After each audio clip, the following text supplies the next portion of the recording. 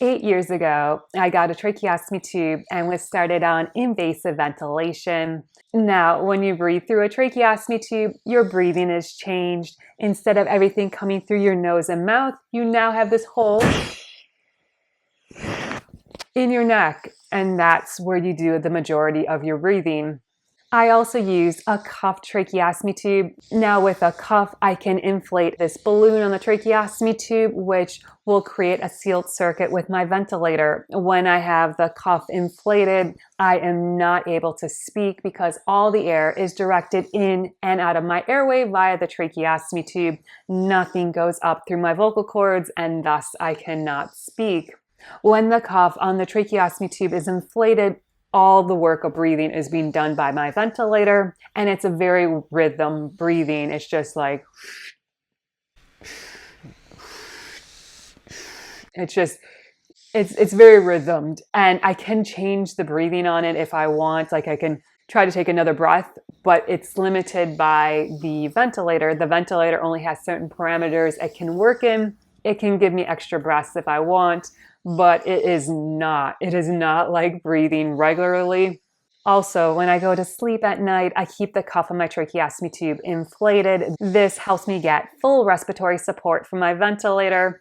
Now, I will tell you, going to sleep with a ventilator, it is not easy. That is probably the most challenging thing about having a tracheostomy tube and a ventilator is trying to get to sleep. When you're sleeping, your breaths are supposed to be really like relaxed and really slow.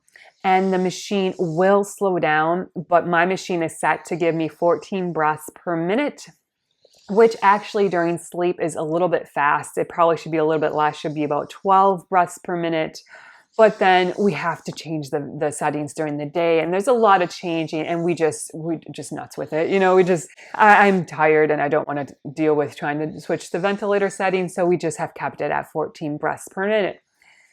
Anyways, going to sleep is just ridiculously hard. If I'm really, really tired and my breathing is really tight, my breaths, I'm just like trying to breathe very, really quickly. And my ventilator will pick up on that. And even if I try really hard to be like, okay, deep breath in, and then try to hold it 1, 2, 3, and I try to do that, but my ventilator still will get out of sync and will still try to give me a breath.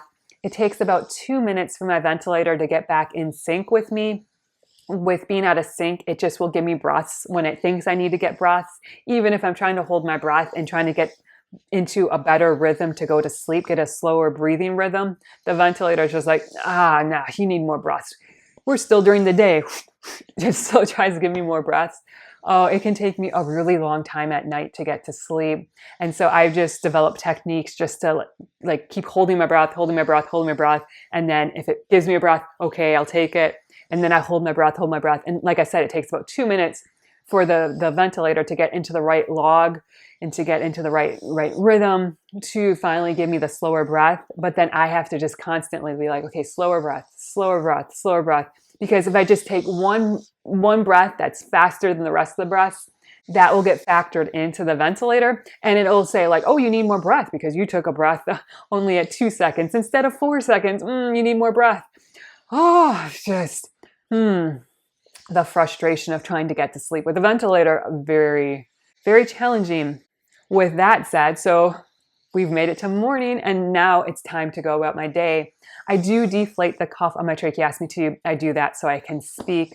It's kind of necessary if you need to answer the phone or if you just need assistance. When you push that call button, it's kind of hard to go. And they're like, can we help you? And you're like, and they're like, okay. And they don't come. So I deflate my cuff so I can speak. When I deflate my cuff, air does go up through my vocal cords. This redirects my breathing, so I can breathe a little bit through my nose and mouth, but a lot of my breathing is dictated by my ventilator. It'll tell me when I should and should not get a breath, which makes speaking very challenging. I a lot of times have to speak. I call it speaking over the ventilator. It's trying to give me a breath, and I just have to speak around it. And it's taken a lot of practice. Like I said, I've been on the ventilator for 8 years, and I feel like every day I'm still learning how to properly speak with the ventilator running. Also, because the ventilator is giving me breaths and it's redirecting the way air is going in and out of my airways, my voice has changed.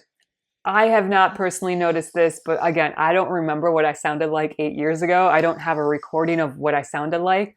But my mom told me right after I got my tracheostomy tube that my voice had changed, and she just notices a difference.